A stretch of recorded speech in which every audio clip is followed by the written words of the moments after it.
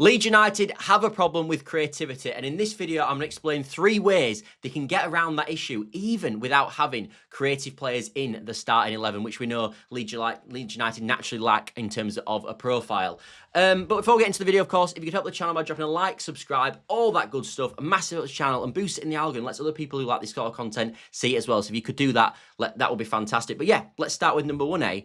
Number 1 is the high press. Now, the high press is something that Leeds United implemented especially well in the first game of the season against Everton, which in my opinion wasn't just the best performance in terms of an outcome, in terms of we won the game, but it was also the best performance in terms of the amount of chances created. We created over 2 XG. I think we had over 15 shots in the game as well. Obviously, we ended up winning the game, and it's the only game we scored in. But I think of all the things we did well in that game, the high press was something that was really, really efficient in that game, really well drilled, and also really aggressive when we went on the press. And I think since that game, potentially because of the games we've played, we haven't seen that. And what the high press gives you is it forces the opposition into doing something. If the centre-back's got it, so say at the weekend when Anderson had the ball at the back, if he's getting high pressed, he either has to try play through the press, which is one way of doing it, or he has to go long. The issue is, if he tries to play through the press, Leeds United can then win the ball up high, which we saw Arsenal do against Leeds. We've seen other teams try to do it against Leeds and be successful. Something that Bournemouth actually really do well. Their press is fantastic. It's something that Leeds United did really well in the first game against Everton. And when you win the ball up in the final third with a high press, naturally you're already in the final third. So you don't have to play through the lines, play through each individual phase of the 3 phases. So you don't have to play through sort of Perry into Struijk, into Longstaff, into one of the wide men and create a chance that way. You might win the ball up where you're already at one of the attackers. So Nonto already picks the ball up high and he's running at the back 4. Or even better, you might pick it off one of the centre-backs and you've got a really good chance. Even like we saw, I remember Burnley last season when Joseph won the ball really high up and we nearly went and scored a goal from it, and he obviously put it wide, but it's a really good opportunity. And it's a real sort of positive thing that you can implement into a game. And even if the player decides to go long, say Anderson goes long, you've then got a 2v1 battle with our 2 centre-backs versus a Muniz to try win the ball back and regain possession. So I think the high press is something Leeds United definitely have to implement more. I loved it against Everton. I thought it was the best thing about the performance because it allows you to win the ball high up. And rather than having to go through each individual third, like I said, and go through mainly the holding midfielders who are usually shielding the back 4, and they usually do it really proficiently because obviously, as we know, every team in the Premier League is so good now. But you could win the ball potentially off an Anderson in the back 4 or a Calvin Bassey like at the weekend. And you're running straight at them because you win the ball up so high. Yes, you've got the alternative that they could play through you, but you've got to be disciplined into the point where you know when to press, and you press hard and aggressive, and you've got your pressing triggers. That is something massively important, but we've seen Daniel Farke implement it already this season, as I said, in the game against Everton. And this is not a tactic I just want to see at home. I think that's something that you naturally think with the press. Maybe it is something at home because you've obviously got the crowd jeering you on as well, and obviously booing the opposition potentially win the ball, which naturally can create mistakes from an opposition standpoint. But I think when we go to Wolves at the weekend, I think we should be playing with a high press. I really think we should. I think it's a real sort of string in our bow. I think when you've got the midfielders that have got the legs of Longstaffs and Tanakas, and Stachs, these are perfect players for the press, and we've seen it in a perfect principle in that first game against Everton. It was such, especially in that first half, it was such an effective strategy. So that's my first thing that Leeds United need to implement, because it doesn't mean that you don't have to break down with a really clever pass, which is the players we're missing, because you're already gaining the ball in such a high position that you're already running at a back 4 instantaneously without having to play through the channels, like I mentioned, which I think Leeds United are massively struggling with at this moment in time. Naturally, because of the lack of, as I said, creative profiles that we've got in the lineup. So that's number 1. Moving on to number 2, going long. Now, that's obviously an easy thing to say, and it's something that you might hear at Sean Dyche on the Tippy Tappy podcast or whatever it's called. But going long can be a really effective strategy. And I'll take you to the next example, which was Newcastle at home. Newcastle at home, a lot of times what we did was knock it long into Nemecha, who started the game. And if you get a good pass in and he can control it, or even if you get a knockdown from Botman when he sticks a leg out and tries to sort of intercept it and it bounces into our midfield, if you can be in positions, which we need to be when we do this, to pick up that second ball, again, like with the high press, you are bypassing having to play through each individual third and each individual sort of start of the team. So you don't have to play through their striker, the midfield players, their attacking midfielders, defensive midfielders, because you're already picking the ball up in such a high thing. And in the Newcastle game, actually, even though we only had a shot on target right at the end, There was a lot of moments, actually, where because the ball goes up long, we actually were running at their back four, and it was actually their back five that day. And we actually were creating a number of good opportunities to score goals.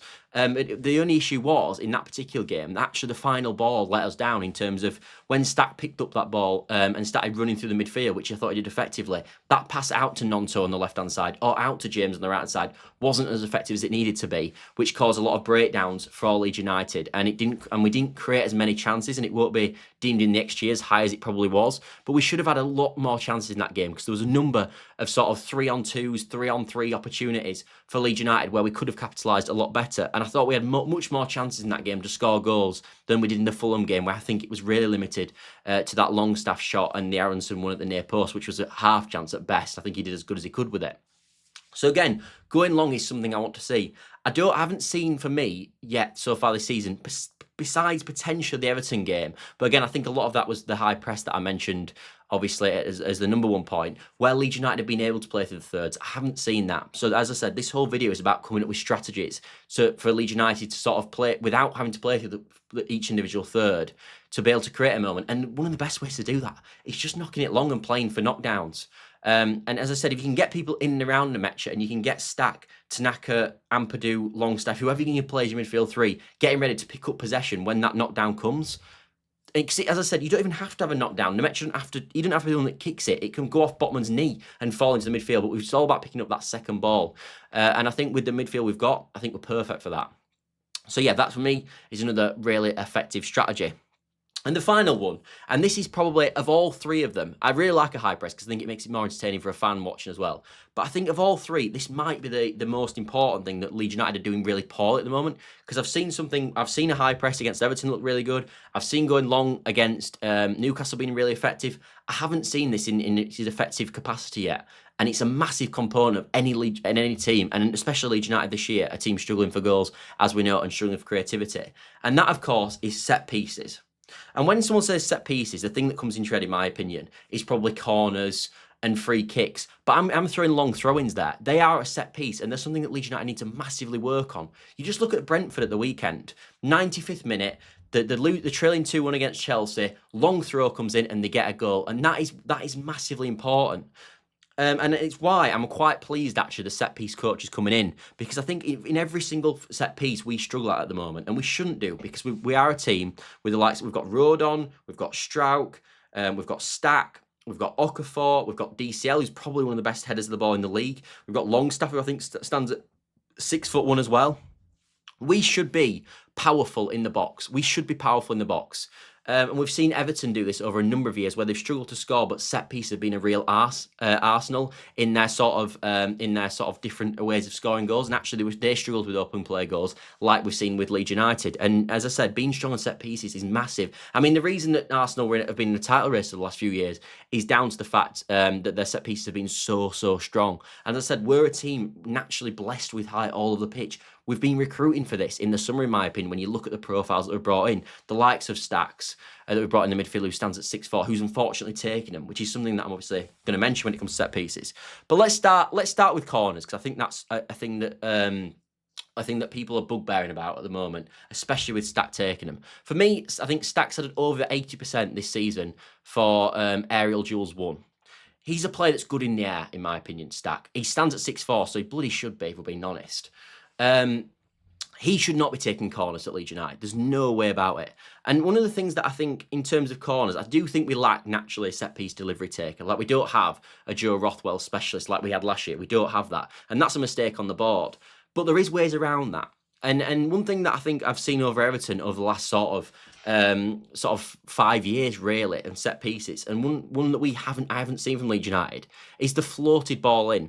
And this is effective on free kicks, but it's also really effective on corners. And what I mean by the floated ball in is the one that's not put in with pace and power. It's the one that's floated into the back post, and then you head it back across goal. So we could put Struijk at the back post, head it back across goal, and if he wins that header at the back post and heads it back across goal, that is such a good opportunity then to score a goal, and we've seen it with Everton countless times because it's mayhem. As soon as he heads that ball back, it's absolute mayhem. As I said, it doesn't always have to come from the goal. Doesn't always have to come from a direct header from a corner. It comes from creating chaos in the penalty area, and that is something that Leeds United, with the height that we've got, should be massively sort of trying to sort of gauge, and it should be a massive sort of string in our bow as such. It should be, as I said, massively important. And so yeah, the floated cross is something in terms of set piece that I want to see. Obviously, we know Leeds United are bringing a set piece coach, so I hope there's a number of methods that he can implement. I think Goodmanson could take corners. I think he struggled on the weekend. I actually think Ampadu potentially only stands at 5'9". I think people think because he's played centre back that he's actually massive and really powerful in there. I've never seen that from Ampadu, but what I do see from Ampadu actually is a really good ball striking ability, which is massively important. Obviously, for when you're taking a corner, look at Declan Rice, one of the best ball strikers in the league, and yes, he's quite tall. But actually, because he's such a good ball striker, that's who they go with.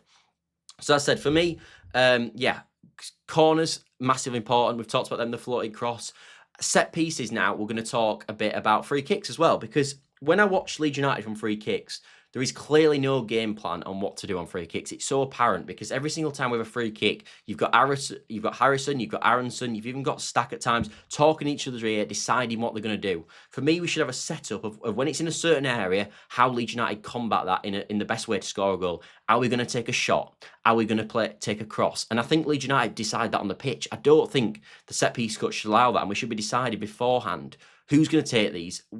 And obviously, this can change in game state, depending on who's on the pitch, but who's going to take them and actually what style we're going to implement. Are we going to go for a cross here? Are we going to go for a goal? And also, are we going to go for a floated cross? Or are we going for an in-swing? Are we going for an out-swing? These are all things that need to be worked on. And again, I think I almost think when I watch Leeds United, the way they talk to each other, yes, I know the clubs do this as well, but they're making it up as they go along. I generally believe that. And you look at sort of a free kick we had at the weekend, where Harrison just knocks it straight for a goal, for a dead ball for them.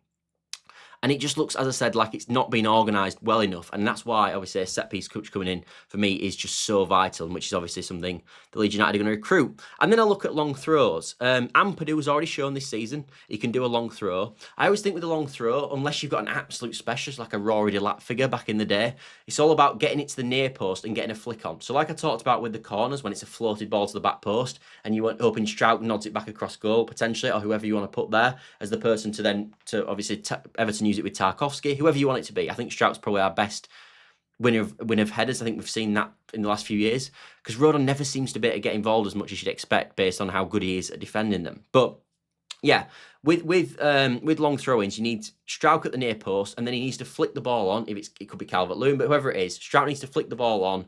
And then you're creating chaos. And again, look at what Brentford managed to do in the 95th minute and nick a point. This is a strand in Leeds that needs to be implemented, in my opinion, in a much more sort of strategical way, as if it's actually been worked on. Again, I think sometimes we don't know if we're going to launch it in or we're not going to launch it in. We should have disciplines on when we're going to do certain things and when we're going to implement certain strategies. As I said, even when we do free kicks, like I haven't seen since Daniel Farke's come to the club an actual set piece routine. Like I've not seen one at all. I've not seen a free kick routine in any combination. And as I said, these are the minute details that get results of line. The best example I can give you is I remember Man City went to Liverpool a few years ago and they scored with Stones from a corner. And they did that corner where De Bruyne just whipped it across the near post, next basically on the touchline, all the way across. And Stones ran through, and it was obviously worked on in training, and scored at the near post. And that's the sort of things. If Man City need to do it, Leeds United definitely need to do it. So yeah, that is today's video. Hope you've enjoyed it as always. Bit of a sort of more tactical look at as such. And I said, what do you think about this sort of video? And what do you think about the three sort of way or things that I would implement in terms of to help with the creativity? Because there's no doubt it's been a massive issue for Leeds United this season. The XG numbers are down, if we're being honest. I know we've had a penalty, but they are. Besides that, they are really down. We lack creative players. We don't have a Hamer in our team. Brendan Aronson doesn't do it in the 10 for me this year. So these are good ways to get them sort of minute gains that potentially could win a game. Because at the moment, we're drawing games 0-0. It's just one moment of quality or one moment of madness from the opposition, which you can create from a high press, for example, that can turn this game on its head and turn 1 point into 3 points, which obviously is going to be massive for Leeds United, trying to place their bid to stay in the Premier League this season. But yeah, as I said, hope you enjoyed the video. If you can, drop a like, subscribe, all that good stuff, massive up the channel. But other than that, I shall see you all later. Bye for now, everybody. Bye for now.